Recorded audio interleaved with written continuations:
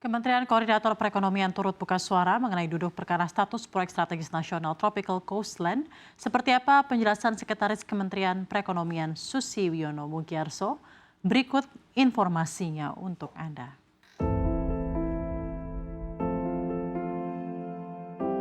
Kementerian Koordinator Perekonomian turut buka suara mengenai duduk perkara status PSN Tropical Coastline. Perlu diketahui proyek PIK 2 dan proyek strategis nasional atau PSN merupakan dua entitas yang berbeda namun lokasinya saling berdampingan dan terintegrasi. Sekretaris Kementerian Koordinator Perekonomian Susi Wiono Mugiarso menjelaskan, penetapan kawasan menjadi PSN justru untuk mempermudah dan mempercepat perizinan dasar, baik tata ruang, darat, maupun persetujuan lokasi dan pelepasan kawasan hutan. Susi Wiono juga menekankan jika ada sejumlah pihak yang mempertanyakan pelepasan lahan di PSN yang belum selesai, ia menyebut justru status PSN diberikan agar proses pelepasan lahan dan sebagainya bisa berjalan lebih cepat. Susmenko Susi Wiono juga menjelaskan jika arahan Presidenlah agar PSN non-APBN atau pembiayaan swasta yang diprioritaskan, mengingat dampaknya bagi masyarakat setempat.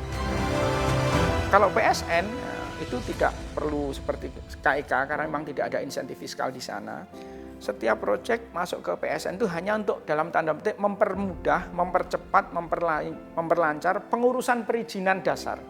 Perizinan dasar itu mulai tata ruang, baik darat maupun laut, persetujuan lokasi, pelepasan kawasan hutan tadi, kemudian AMDAL, kemudian PBG, persetujuan untuk bangunan dan gedung, yang gitu-gitu. Jadi semua perizinan dasar tadi kan perlu waktu yang cukup lama.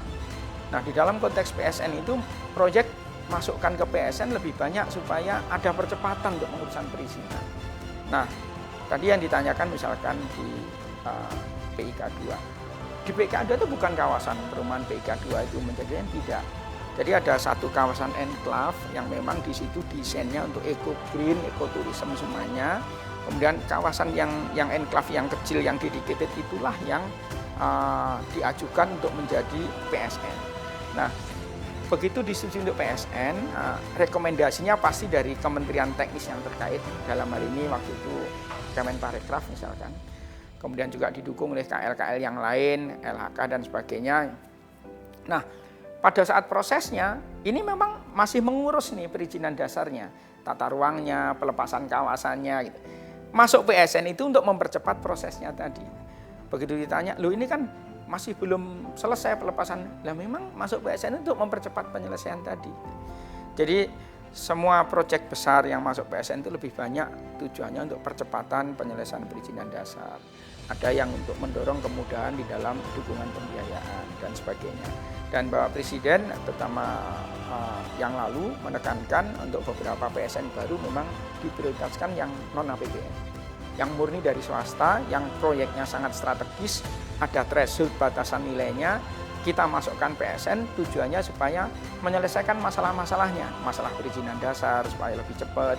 Kalau ada yang tadi tumpang tindih, masih ada kawasan hutan yang ini, justru memang PSN tujuannya untuk mengkoordinasikan itu.